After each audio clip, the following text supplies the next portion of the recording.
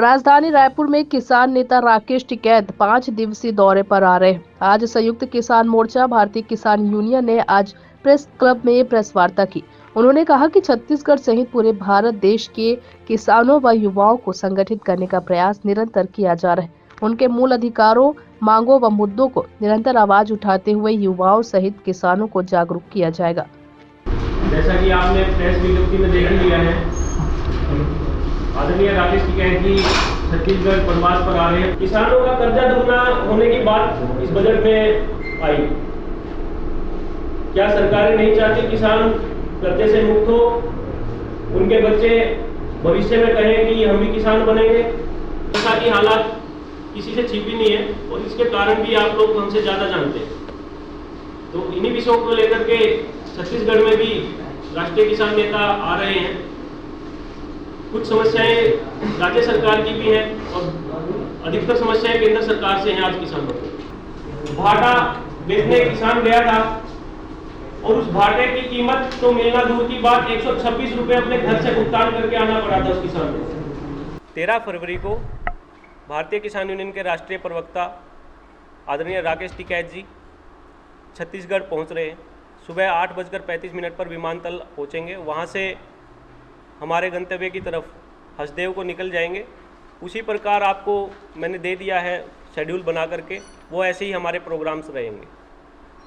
किसानों की बहुत समस्याएं हैं, चाहे वो आदिवासी किसान हैं, चाहे वो यहाँ अन्य किसान हैं। बहुत सारी ऐसी समस्याएं हैं, बेरोजगारी की बहुत समस्याएं हैं। तो बहुत सारी ऐसी समस्याएं हमारे पास आई हुई हैं। उन्हीं समस्याओं को लेकर के छत्तीसगढ़ में भारतीय किसान यूनियन के राष्ट्रीय प्रवक्ता पहुँच रहे हैं अपने प्रतिनिधि गण के साथ। उसमें सबसे बड़ा एक विषय हमारा नया रायपुर है। नया रायपुर में जो एक आंदोलन चल रहा है भू विस्थापनों का, वो एक बड़ा विषय रहेगा इसमें। तो बाकी जैसे भी उनके प्रोग्राम शेड्यूल्स हैं तो आप आएँ और उनसे सवाल जवाब करके अपना जवाब ले सकते हैं। क्या क्या मुद्दे रहेंगे किसानों के और युवाओं की बात में? देखिए, अगर मैं किसानों की बात करूं तो हमारा सबसे बड़ा मुद्दा पूरे देश में ही चल रहा है एमएसपी। एमएसपी हमारा मुख्य मुद्दा है।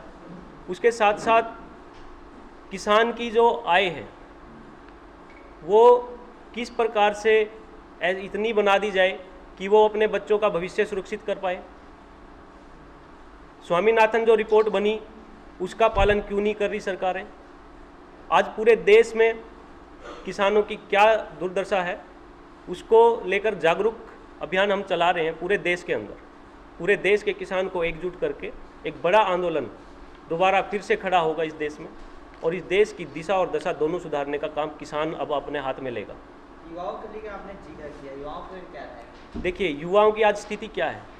युवाओं के पास रोजगार नहीं है, युवा के पास अच्छे स्कूल कॉलेजेस नहीं है, वहाँ पे डोनेशन के नाम पर क्या धांधलियाँ होती हैं।